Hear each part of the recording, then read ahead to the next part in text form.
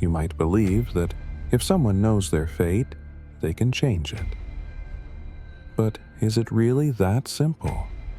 Fate, chance, or a series of small, unseen decisions? What brings us to the end? Could another path have been possible?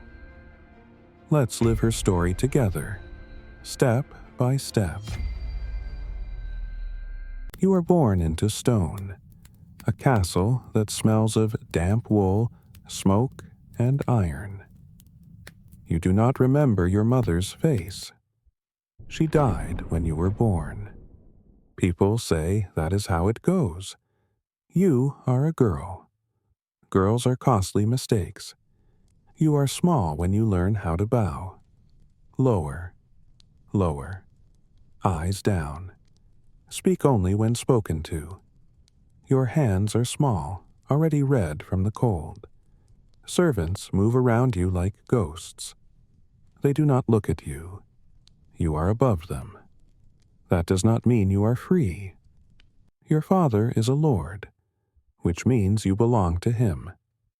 As you grow, your body and life change. Pain and confusion come with the seasons. A maid scolds you when you cry. This is good news, she says. Your role has shifted. You do not yet understand what that means. You are taught to smile without showing teeth, to walk slowly, to sit still for hours while men discuss land, war, and marriage as if they were the same thing. Because they are. When visitors come, you are examined with eyes rather than papers. Nothing official. Nothing written down. Just looks that linger. A visiting noble lifts your chin with one finger. Strong, he says. You stare at the wall and pretend you are not there. You are promised to a man you have never met. Older, larger, with land near the border. That is all that matters. On your wedding night, they dress you for the bedchamber as if you were an object. The women leave. The door closes. He smells of wine, sweat, and victory. You lie still. You were taught this part. Do not fight. Do not cry. Think of God. Think of stone. Afterwards, you weep quietly into the sheets. He is satisfied. Proof, he says. You do not sleep. You are a lady now, which means your world becomes smaller. Your duty is heirs. Silence, obedience. You eat last. You speak softly. You learn how to hide marks beneath linen and how to smile at breakfast as if nothing happened. Pregnancy comes quickly. Then again, then again. Some children live, some do not. No one comforts you. Loss is part of the arrangement. The castle whispers. Servants talk when they think you cannot hear. About his temper, about the last wife, about how she fell down the stairs. You begin to walk more carefully near staircases. By your 20s, your body already feels old. Your teeth ache. Your back never stops hurting. You bleed when you should not. The priest calls it God's will. Your husband calls it inconvenient. When war comes, he leaves.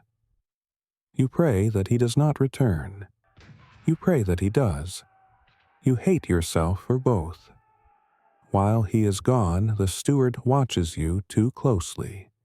He corrects your posture with his hands, reminds you who truly runs the castle.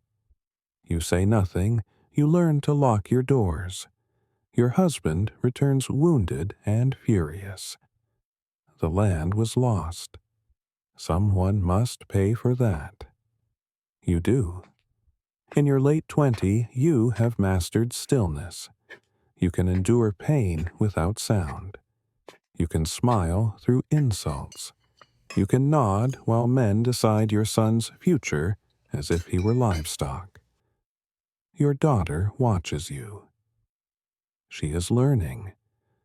That frightens you more than anything. One winter, sickness spreads through the keep.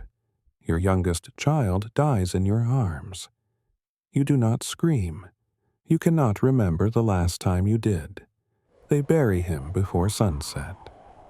Life continues.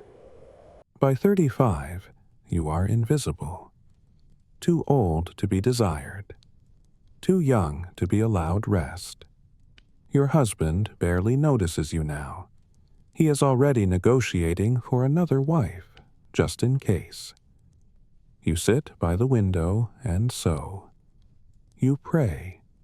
You wait. When he finally dies, it is quiet. No celebration. No relief. Only documents and seals. Your son inherits everything. You inherit a smaller room. You live longer than most. That is not a kindness. Your hands tremble. Your bones ache. Servants still call you my lady, but they no longer listen. The castle belongs to someone else now. One day you fall, not down the stairs, just from age. As you lie there, staring at the ceiling, you wonder who you might have been if you had been born anything else. A servant, a nun, no one at all. When they bury you, they carve your name into a stone.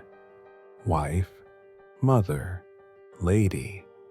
They do not carve the truth, that you were never free.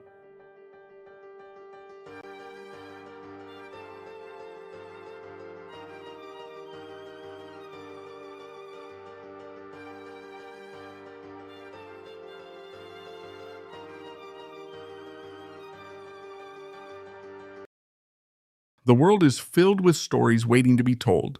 Let me know in the comments what story you'd like to see next. Perhaps your idea will inspire the next video. See you in the next story.